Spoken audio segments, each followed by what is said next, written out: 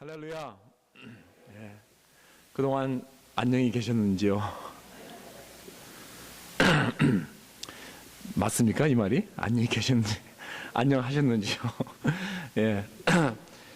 참 하나님께서 좋은 시간을 허락해 주셔서 그리고 또 여러분들의 기도 덕분에 저와 제 아내는 잠깐 사역을 내려놓고 개인적으로 참 유익한 시간을 보내고 잘 다녀왔습니다. 휴가를 허락해 주신 우리 당회와 우리 CMC 성도 여러분께 감사를 드립니다.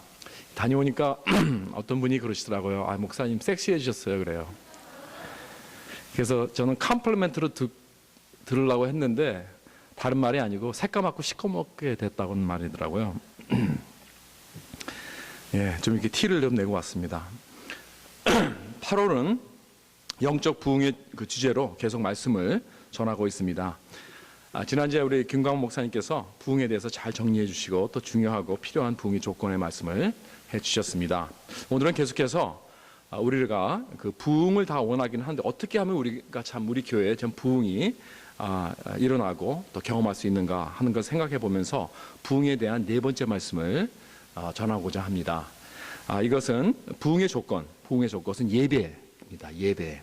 네, 그러면서 이제 나머지 오늘 8월 달을 마지막으로 하고 그다음에 9월 달서부터는 이제 9월 한 달 동안에는 예배를 주제로 한 말씀을 전하겠습니다. 왜냐하면은 우리가 2014년도 이제 23년 14년 회계년도를 시작하면서 우리 교회에 우리 주제가 하나님의 영광이 임하는 교회라고 해서 참 예배를 우리가 포커스하자, 예배로 돌아오자 하는 그러한 주제를 가지고 우리가 1년 동안 기도하면서 또 우리 교회를 세워 나왔습니다. 그래서 이제 마지막 달을 이제 이번 9월 달이 이 회계년도 마지막 달이고 10월 달서부터 이제 새 회계년도가 시작되는데 하나님께서 이제 다른 또 주제의 말씀을 주셨습니다. 이제 나눠드리겠습니다. 그런데 우리가 마지막 달에는 참 이렇게 하나님께서 우리에게 귀한 이 예배의 그 주제를 가지고 우리 CMC 교회를 이렇게 발전시켜 주시고 또 이끌어 주셨는데 전 그것을 이렇게 매듭을 짓는 그런 의미에서 예배를 주제로 하는 말씀을 전해드리고자 합니다. 그런데 참 이렇게 좋은 이게 세그웨이가 되는 것 같아요. 그렇죠. 이 부흥의 말씀 중에서 이 예배를 통한 부흥이 중요하다 하는 그 말씀을 좀 연결을 해서 이렇게 마치고자 합니다. 예배할 때 우리는 다시 살아나는 것을 경험하게 되는 것입니다. 예배할 때 우리는 진정한 삶의 의미를 깨닫게 됩니다. 예배할 때 우리는 살고 이기고 승리함을 경험하게 됩니다. 왜냐하면은 우리는 예배를 위해 지음을 받았기 때문입니다. 아멘? 네, 믿습니까? 예. 성경에서 모든 선지자 율법을 요약한다면은 마태복음 22장 37절에 예수님께서 주신 세 계명을 우리가 생각할 수 있을 것입니다. 내 마음을 다하고 목숨을 다하고 뜻을 다하여 주 너의 하나님을 사랑하라. 내 이웃을 내 자신같이 사랑하라 하셨으니 이 두 계명이 온 율법과 선지자의 강령이니라. 우리가 하나님을 사랑하는 방법이 여러 가지 있겠지만 가장 크고 고귀한 방법은 예배입니다. 우리가 예배를 드릴 때 우리는 나는 하나님을 사랑합니다 라고 외치는 것입니다. 이때 하나님께서 가장 기뻐하십니다. 하나님의 자녀들이 다 함께 모여서 예배를 드릴 때 하나님께서는 정말 기뻐하십니다. 그것을 원하십니다. 하나님께서는 예배하라. 오직 하나님만 예배하라. 우리에게 말씀을 주십니다. 그리고 하나님을 사랑하되 예배함을 통하여 사랑하라 하는 말씀을 주십니다. 그래서 이 예배라는 것은 우리 신앙의 가장 기본적이고 우선이 되는 것입니다. 그럴 때 우리가 하나님을 정말 마음을 다하고 목숨을 다하고 뜻을 다하여 사랑하는 그러한 주님의 자녀들이 될 줄 믿습니다. 왜 우리가 구원을 얻었나요? 여러분 한번 생각해 보시면 여러분 왜 하나님께서 우리에게 구원을 주셨습니까? 그냥 천국에서 영원히 영생을 누리며 살라고 그것이 궁극적인 목적입니까? 아닙니다, 여러분. 물론 그것이 중요합니다. 그렇죠? 우리가 정말 그 날을 기다립니다. 그러나 거기에는 그 목적이 더 궁극적인 목적이 있습니다. 그것은 무엇인가? 예배하라고. 여러분 구원의 궁극적인 목적은 예배입니다. 그래서 시편 67편에 보면 모든 열방이 주님을 찬양하게 하라고 명령합니다. 그래서 우리가 선교하는 거예요. 모든 열방이, 모든 민족이 다 예배를 드리는 그러한 모습을 하나님께서 보기를 원하십니다. 그렇기 때문에 우리는 선교를 하는 것입니다. 우리의 온 삶은 그럼 무엇이 되어야 하나요? 주님을 예배하는 삶이 되어야 합니다. 로마서 12장 1절에 잘 알죠? 너희 몸을 하나님이 기뻐하시는 거룩한 산 제사로 드리라. 이는 너희 드릴 영적 예배니라 그랬습니다. 우리의 온 삶이 주일날 11시에 일어나 1시간의 이 액티비티가 아니고, 예배라는 것은 우리의 온 삶이 다 영적 예배를 드려질 때, 그때 진정한 예배가 되는 것입니다. 그렇다면 우리는 천국에 가서 이 다음에 영원히 무엇을 할까요? 천국 가서 무엇을 할까요? 주님을 영원히 예배할 것입니다. 요한계시록 7장 9절부터 12절에 보면은 이렇게 말씀이 나와 있습니다. 2일 후에 내가 보니 각 나라와 족속과 백성과 방언에서 아무라도 능히 셀 수 없는 큰 무리가 흰 옷을 입고 손에 종려 가지를 들고 보좌 앞과 어린 양 앞에 서서 큰 소리로 외쳐 가로되 구원하심이 보좌에 앉으신 우리 하나님과 어린 양에게 있도다 하니, 모든 천사가 보좌와 장로들과 내 생물의 주위에 섰다가 보좌 앞에 엎드려 얼굴을 대고 하나님께 경배하여 가로되 아멘. 찬송과 영광과 지혜와 감사와 존귀와 능력과 힘이 우리 하나님께 세세토록 있을지로다. 아멘 하더라. 이것이 예배의 모습입니다. 저 천국에서 모든 성도들이, 모든 각 방언과 민족들이 다 모여 손 붙잡고 그 어린 양 보좌 앞에서 영원히 예배를 드릴 그 모습을 여기서 보여주고 있습니다. 영원히 우리는 그를 경배할 것입니다. 사랑하는 성도 여러분, 우리 모두는 예배를 위해 지음을 받은 줄 믿으시기 바랍니다. 그런데 인간뿐이 아니에요. 모든 창조물들이, 모든 이 자연이 다 하나님을 경배하기 위해, 예배하기 위해 창조되었다는 사실입니다. 이사야 55장에 보면은 산들과 작은 산들이 너희 앞에서 노래를 바라고 들의 모든 나무가 손바닥을 칠 것이며 했습니다. 나무가 손바닥을 칩니다. 나무 잎사귀들이 막 불 때, 바람 불 때 소리가 쫙 납니다. 이번에도 레드우드에 가게 됐는데요. 거기 가니까 나무들이, 그렇게 큰 나무들이 무성하게 많이 있어요. 너무 얼마나 그 트렁크가 큰지 그 차가 들어가더라고. 차가 구멍을 내서 그만큼 큽니다. 이 레드우드이. 그 하늘을 막 치솟는 한 50층 60층 되는 그렇게 높은 그 나무들이 바람에 샥 부니까 그 막 잎사귀가 떨면서, 저게 박수를 치는, 나무가 박수를 치는 그 모습이구나. 그렇습니다. 그렇게, 그리고 또 시편 98편에 보니까 바다와 거기 충만한 것과 세계와 그 중에 거하는 자는 다 외칠지어다. 여호와 앞에서 큰 물이 박수하며 산악이 함께 즐거 노래할지다. 파도가 팍 돌에 칠 때 팍 소리 나죠. 팍 소리 나나요? 어떻게 철렁거려 나요? 하여튼 박수를 치는 거야. 파도가 박수를. 그러면서 이 즐거이 하나님을 찬양하며 노래한다 그랬습니다. 이 자연, 지구의 온 자연이 이렇게 하나님을 경배하라고, 예배하라고 하나님께서 지으신 것, 그런 목적을 위해서 지음을 받았다면은 이 모든 창조물 중에서 가장 고귀하고 가장 위대하고 귀한 우리 사람들, 우리 인간들은, 우리 모든 하나님의 그 창조물 중에서 피어날거립니다. 우리들 가장 높은 것입니다. 그러한 우리들은, 만약에 우리가 정말 예배를 제대로 한다면은 우리는 하나님을 가장 높게, 가장 깊게, 가장 위대하게 하나님을 예배할 수 있을 것입니다. 그러기 얼마큼 이 예배가 중요합니까? 그것이 우리의 목적입니다. 그것이 우리의 의미입니다. 삶의 의미. 우리 모든 인간은 하나님을 경배하며 예배드릴 때 진정한 회복이 오게 됩니다. 진정한 사람이 되어가는 것이죠. 예배를 드리지 않는다면 사람 됨됨이가 되지 못하는, 여러분 사람 됨됨이란 말이 아시죠? 사람이 됨됨이 되어야 한다는 것은 다른 의미가 아닙니다. 예배를 드릴 때 우리는 사람 됨됨이가 되는 것입니다. 하나님께.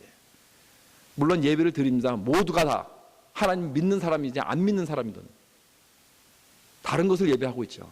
하나님을 예배하고 있지 않다면 다른 것을 예배하고 있을 것입니다. 그것이 내 직업이든지, 그것이 내 골프든지, 그것이 어떤 사람이든지, 하나님이 아니면 우리는 뭐든가 그 무엇을 예배하고 있습니다. 그러나 그럴 때는 우리는 영혼이 점점 메말라 죽어가고 있습니다. 그러나 다시 하나님 앞으로 돌아와 오직 그만 예배드리고 그에게만 영광 돌리고 찬양을 드리며 높여질 때, 그때 우리는 제대로 사람 구실을 하는 것이고 다시 우리의 영혼이 회복되는 것입니다. 그리고 우리가 죽었던 것이 다시 일어나게 된다는 것입니다. 그렇기 때문에 이 리바이벌, 영혼의 가장 기본적인 것 중 하나가 뭐냐면은 우리의 예배가 다시 돌아와야 됩니다. 예배가 성성이 되어야 됩니다. 예배를 통하여 우리 영혼들은 다시 회복이 되고 리바이벌가 된다는 말씀입니다. 그래서 우리는 예배를 위해 창조를 받았고 예배를 위한 공동체이라는 사실을 꼭 기억하시기 바랍니다. 그럼 예배가 무엇인가? 예배란 두 가지 의미를 포함하고 있습니다. 첫째로 이 헬라어나 이 히브리어로 가장 그 예배에 대해서 성경을 많이 쓰고 있는 이 단어를 보면은 무슨 뜻이냐면 사람 앞에서, 어떤 높은 사람 앞에서 꿇어 엎드리는, bow down 하는, prostrate 하는, 완전히 꿇어 엎드리는 그런 행위입니다. 그래서 이게 왕이 지나갈 때 백성들이 하던 일을 그냥 놓고 그냥 꿇어 엎드립니다. 완전히. 그렇죠? 옛날엔 그랬죠. 이때 쓰는 단어가 바로 예배입니다. 근데 오늘 시대에는 뭐 그런 일은 없잖아요. 암만 높은 사람이 와도 뭐 꿇어 엎드리고, 오히려 한국에는 이게 번쩍 일어나더라고요. 한국 사람들은. 그렇죠? 그래가지고 그 최순환 목사님이 그 전에 처음 이제 우리 교회 부임해 오셨을 때 처음 우리 교육자 회의에 들어왔는데 이제 제가 딱 들어오니까 버떡 일어나더라고요. 그래서 나 깜짝 놀랐어요, 제가. 왜 저 사람이 왜 저러나. 그랬더니 그게 이제 높은 사람이 들어올 때 경의하는 그 표시더라고요. 그래서 여기 미군이니까 그럴 필요 없다고. 지금은 안 그래요, 이제. 이렇게 우리 오늘날 참 이렇게 그 윗사람에게 우리 한국 사람들도 우리들도 다 이렇게 경의의 표시를 하지요. 그래서 사람들 앞에서 우리가 특히 윗사람에게는 말도 조심하고요, 행동도 조심합니다. 그렇죠? 왜냐하면 그 사람을 존중하기 때문에, 그 위치 앞에서 합당한 자세를 취하는 것이기 때문에, 이런 자세가 경배와 예배의 자세라는 것입니다. 두 번째 예배의 의미는 가치를 드린다는 것입니다. 가치를 드린다. 첫 번째는 위치에 대한 경의함이고, 두 번째는 가치에 대한 그런 합당한 자세와 행동입니다.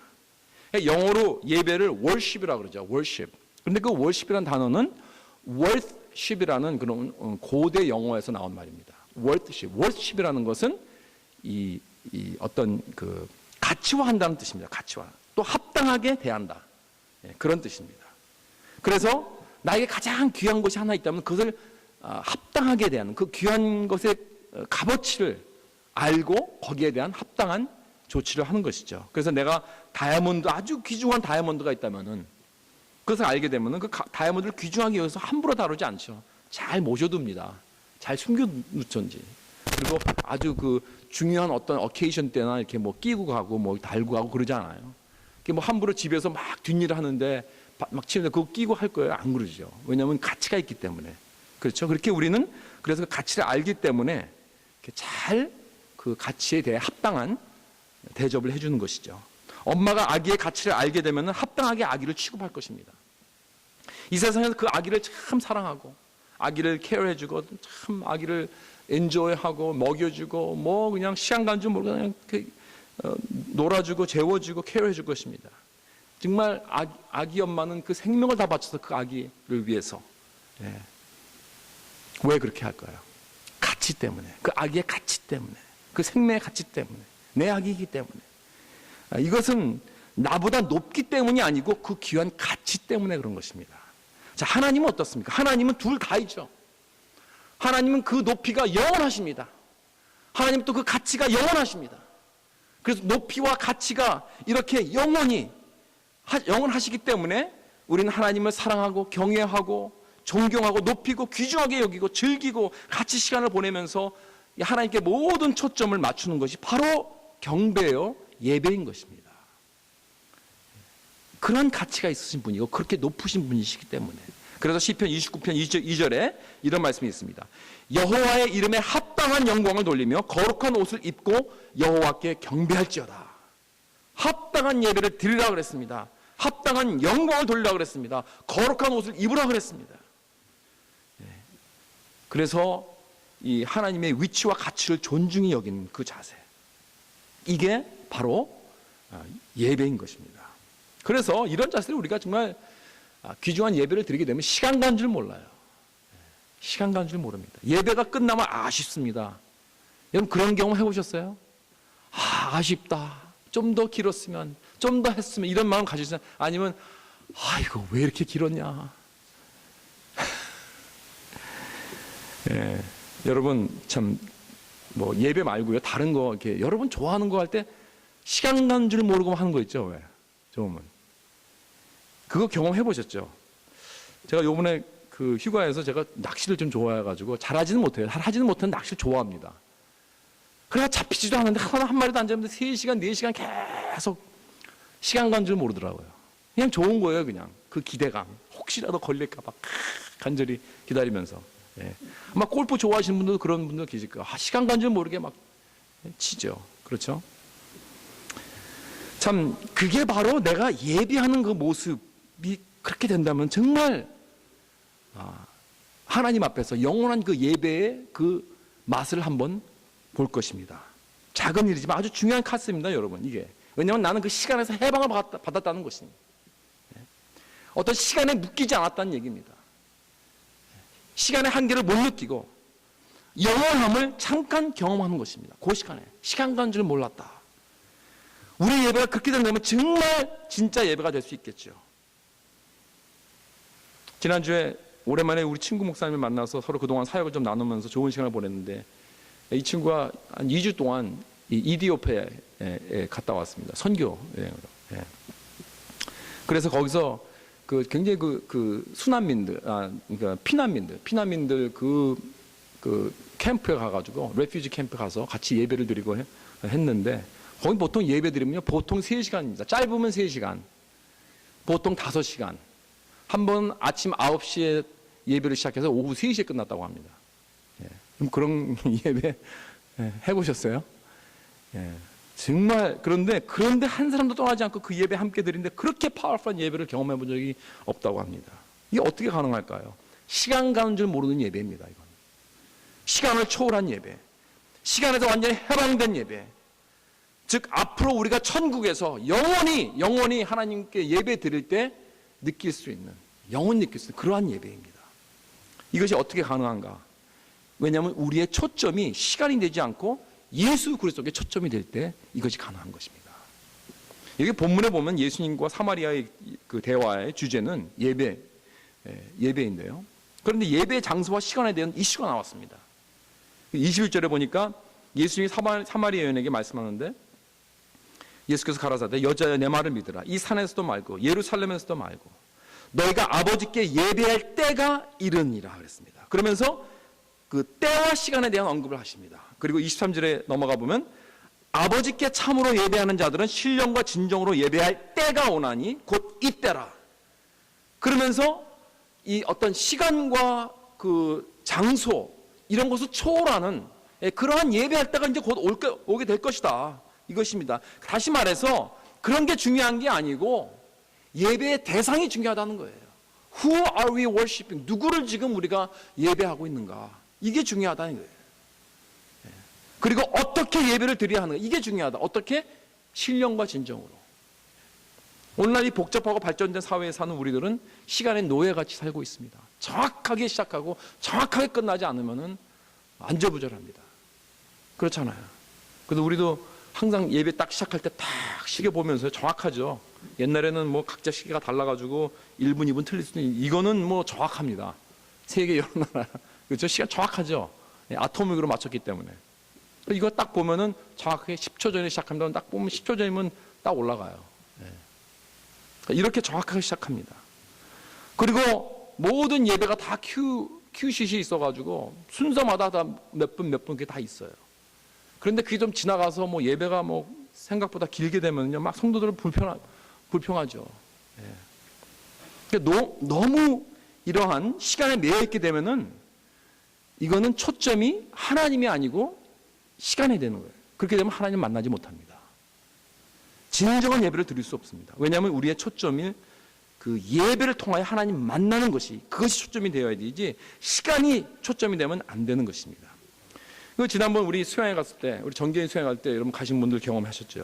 정말 시간에 구애받지 않고 찬양 막 시큰하고 말씀도 시큰하고 예?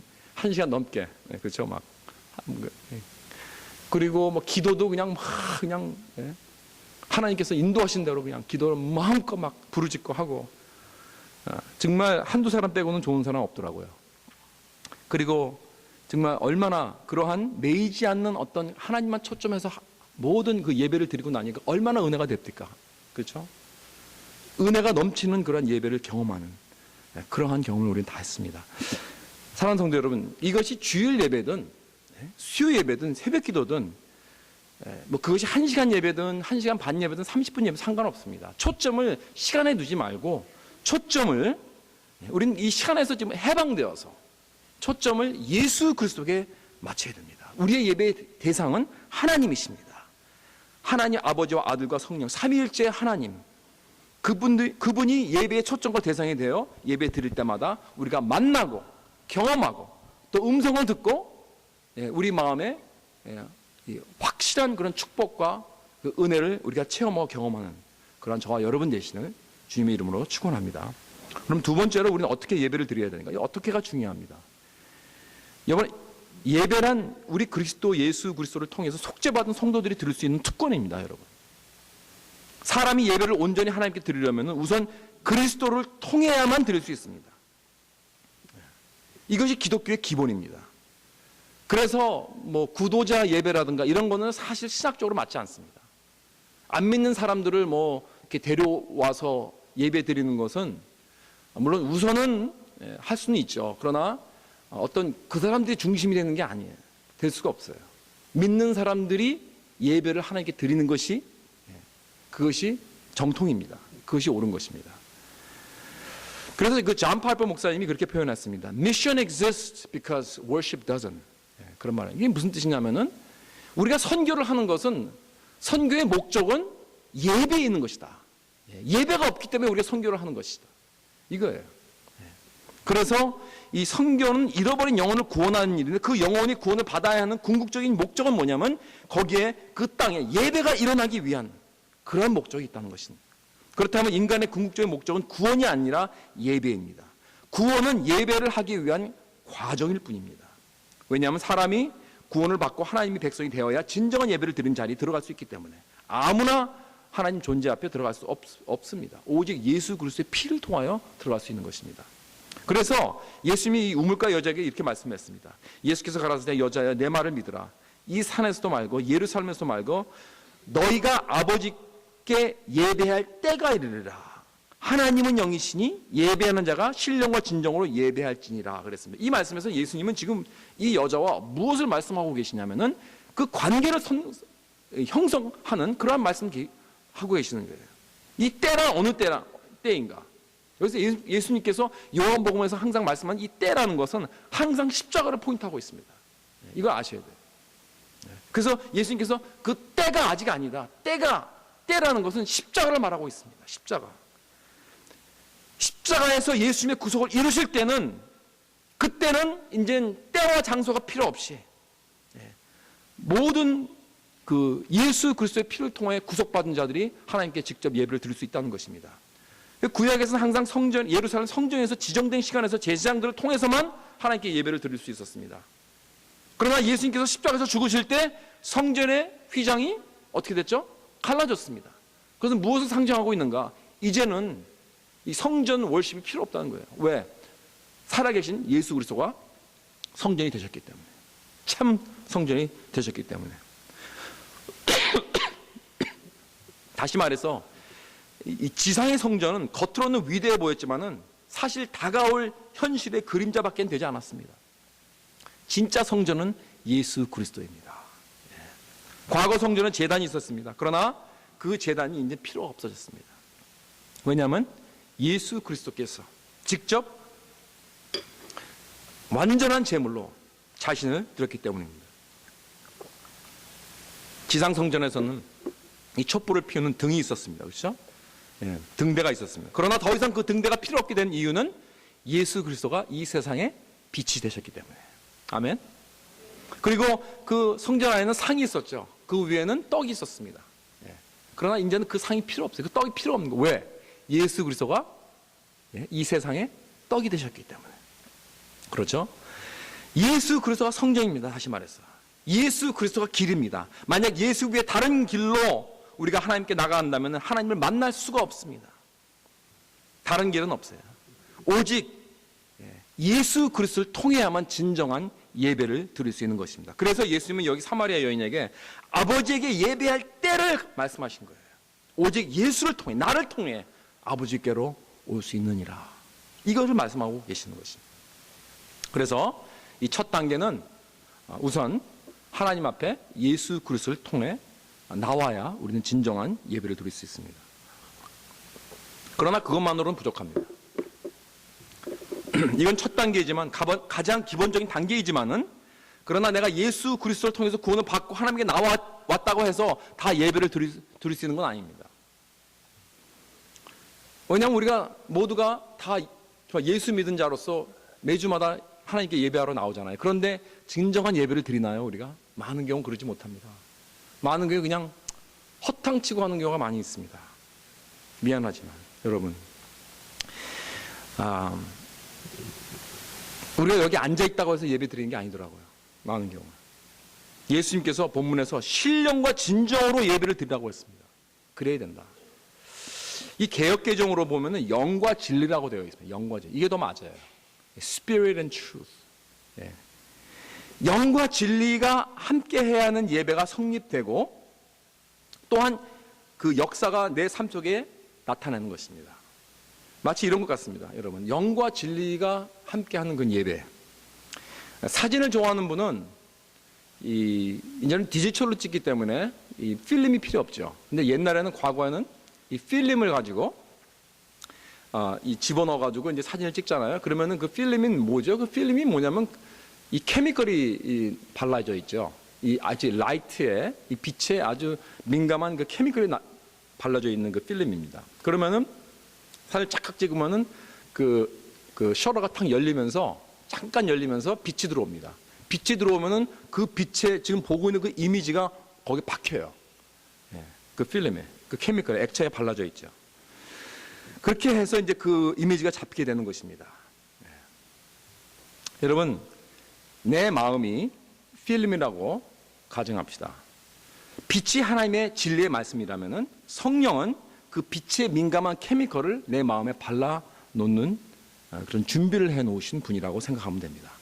예를 들어서 예배 때 내가 잘 아는 어떤 성경 그 진리가 선포되었을 때 전에는 마음에 와 닿지 않았어요.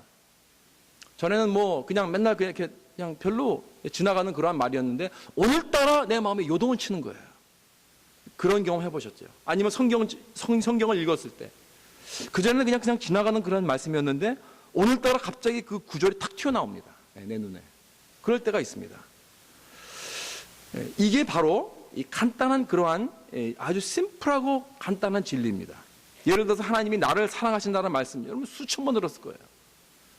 그래서 뭐 예나 저나 뭐 그 말 들으면 그냥 그런가 보다 그랬는데 오늘따라 목사님이 강단에서 하나님은 당신을 사랑하십니다 하는 그 말씀이 막 내 마음을 막 요동을 치는 거예요.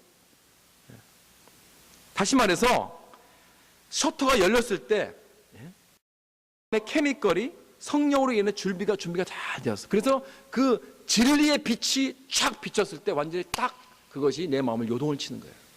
완전히 그 이미지를 그 임프린트를 했어요.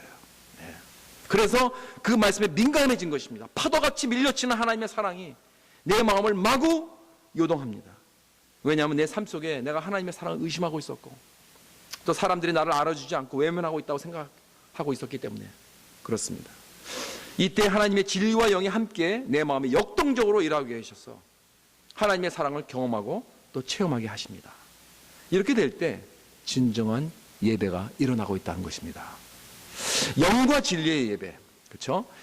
예배는 언제 일어나고 있는가? 성령이 내 마음을 준비시켜 주셔서 이렇게 하나님의 진리의 말씀에 센시티브하게 만드실 때입니다. 이것은 하나님의 사랑을 느낄 때뿐만 아니라 어떠한 내가 잘못 길을 가고 있을 때 하나님의 자녀로서 내가 뭔가 잘못 생각을 하고 있을 때 내가 어떤 죄를 지고 있을 때 그럴 때 내 전에는 참 느끼지 못했던 어떠한 그 마음에 그 찔림이 오는 거예요. 영적 찔림이. 그래서 이건 내가 목사로서, 내가 장로로서, 내가 집사로서, 내가 권사로서, 아니면 내가 그냥 크리스천으로서 내가 정말 이렇게 행동해서 내가 이런 생각을 가져도 되는지, 이런 마음을 주시는 것입니다. 이렇게 하나님의 말씀이 비추어질 때 내 마음을 꿰뚫는 그런 화살과 같이 내 마음에 확 컨빅션을 주시는 것입니다. 그래서 회개하는 마음이 들어오고 깊은 슬픔의 마음이 들어오게 되고 후회하는 마음이 들게 되는 것입니다. 이렇게 되면서 나는 영과 진리의 예배를 드리게 되는 것입니다. 진리는 말씀의 빛입니다. 영은 성령이 내 마음 위에 진리의 빛에 민감한 그런 영적 케미컬을 발라놓은 것인 것과 같은 것입니다. 그래서 빛이 비춰질 때 그 진리가 내 마음에 박히게 되는 것입니다. 이렇게 항상 영과 진리로 예배를 드리는 그러한 일이 일어날 때 진정한 예배가 성립되는 것입니다. 사랑하는 성도 여러분, 참 이렇게 우리가 매번 예배 드릴 때마다 이러한 일들이 일어나면 얼마나 좋을까요? 그렇죠? 물론 그럴 때도 있죠. 그러나 매번 그런가요? 그러지 않을 때가 많더라고요. 많은 경우에. 많은 경우에 참 매주마다 교회 와서 예배를 드리고 내가 매일같이 내가 성경을 보더라도 이러한 그런 영과 진리가 함께 역사하는 그런 경우가 또 이렇게 그다지 많지가 않습니다. 왜 그럴까요? 왜 그럴까요? 여러분, 그 이유는 문제는 나입니다. 나. 예배를 드릴 때마다, 성경을 읽을 때마다 이런 영적 찔림이고 은혜를 받고 하나님의 놀라운 성품을 닮아갈 수 있는 그러한 놀라운 일이 일어나지 못하는 이유는 문제는 나이기 때문에 그렇습니다. 왠지 아십니까? 내가 성령을 근심하게 하기 때문에 그렇습니다. 여러분, 성령을 근심케 하지 마십시오. 성령을 근심케 하면은 은혜를 받지 못합니다. 예수 믿는 사람 안에는 항상 성령께서 거하고 계십니다. 그리고 성령은 매일같이 이렇게 진리에 민감한 마음을 우리를 준비시켜 주시기 원하십니다. 우리의 마음을 자꾸 이렇게 그 빛에 민감하도록, 진리의 빛에 민감하도록 만들어 주시기 원하십니다. 그런데 문제는 뭐냐? 내가 성령을 자꾸 근심을 시켜요. 에베소 4장 30절에 하나님의 성령을 근심하게 하지 말라고 했습니다. 내가 그 일을 자꾸 하는 거예요. 여러분, 우리가 어떻게 성령을 근심하게 합니까? 성령은 어떤 능력이 아닙니다. 성령은 인격체입니다. The person of the Holy Spirit. Father, Son and the Holy Spirit. 아버지와 아들과 성령, 인격체이십니다. 삼위일체 하나님이십니다. 그렇기 때문에 내가 성령을 근심시켜 드린다는 것은 마치 내가 사랑하는 나의 아내를, 사랑하는 내 남편을, 사랑하는 내 어머니 아버지를 근심시키는 거나 마찬가지입니다. 그런 거 똑같습니다. 어떻게 하면 내가 내 사랑하는 사람들을 이렇게 근심시킬 수 있을까요? 우리 어머니 아버지를 내가 어떻게 하면 근심시킬 수 있을까요? 어머니 아버지가 싫어하는 일 계속 해보세요. 하지 말라는 일 계속 해보세요. 근심하게. 여러분 어머니 아버지 다 계시죠? 우리 자녀들이 내가 원치 하지 않은 그러한 일들을 계속할 때, 말 안 들을 때 얼마나 근심하게 됩니까? 여러분, 그런 일, 옳지 않은 행동을 해보세요. 그러면 우리 부모님들을 근심시킬 것입니다. 마찬가지로 내가 죄를 짓고 하나님 말씀에 어긋나는 행동을 하게 되면은 성령을 이렇게 적극적으로 근심시키게 하는 것입니다. 근데 또 성령을 또 이렇게 아주 패시브하게, 아주 그냥 수동적으로 근심시키는 경우도 있어요. 그건 뭔지 아십니까? 말 안 하면 돼요. 우리 부부 사이도 서로 말을 안 해보세요. 누구와? 둘 중에 하나가 말을 안 해요. 등지고 대화도 안 하고. 그러면 상대방이 얼마나 근심스러웠겠습니까? 그러나 마찬가지입니다.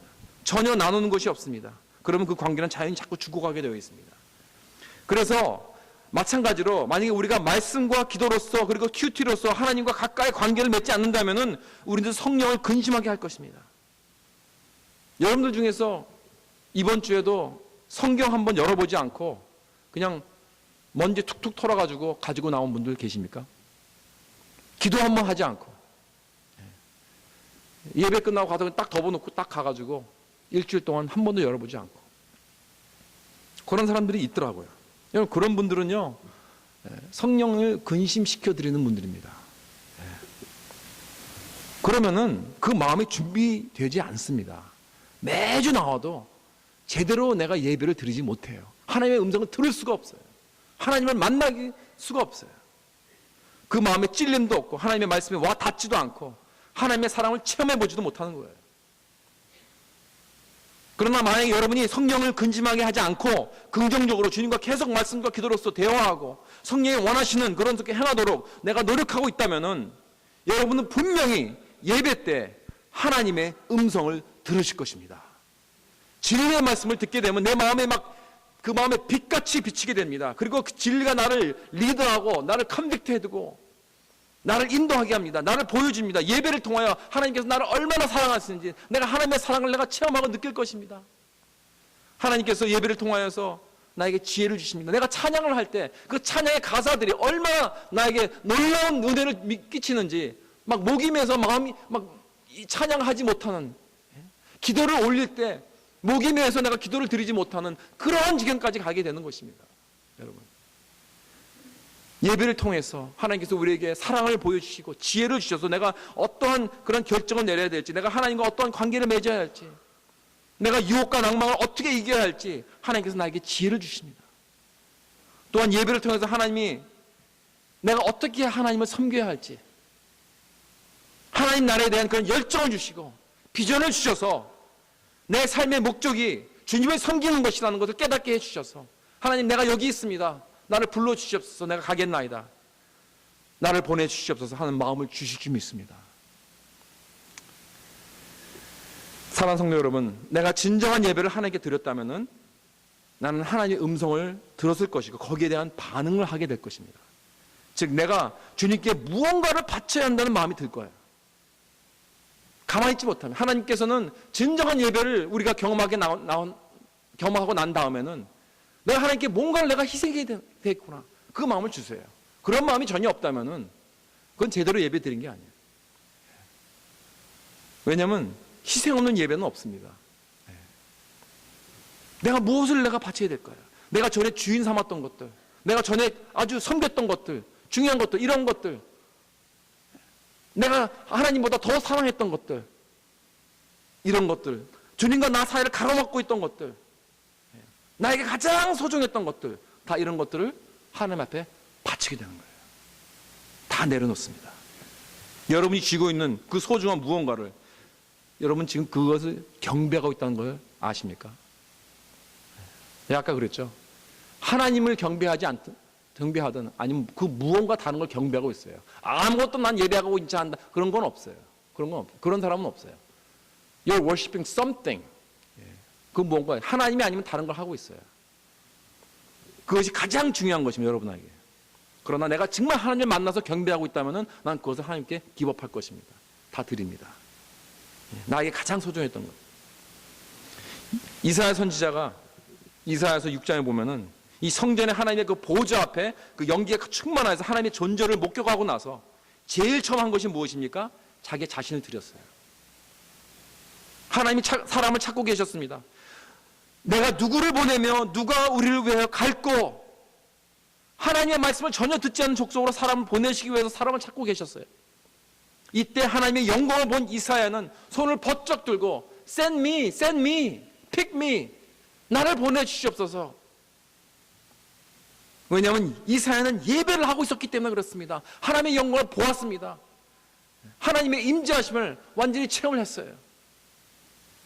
주님이 찾고 있다면 제가 여기 있나이다 하고 나를 드리겠습니다. 나를 희생하겠습니다. 이것이 바로 예배를 통해 일어나는 제대로 된 반응입니다. 이것이. 예배를 통해 우리 주님께 무엇을 바쳐야 합니까? 내가 가장 소중하게 여겼던 것들, 내가 주인 삼았던 것들 다 주님 앞에다 바치고 그분의 그 위치와 가치에 합당하게, 그리고 영과 진리로 갖추어진 마음으로서 예배를 통하여서 내 안에 죽었던 것들 다시 살아나게 하고 회복시키는 그러한 저와 여러분 되시고 우리 CMC대가 되시길 주님의 이름으로 축원합니다. 다 같이 기도하시겠습니다.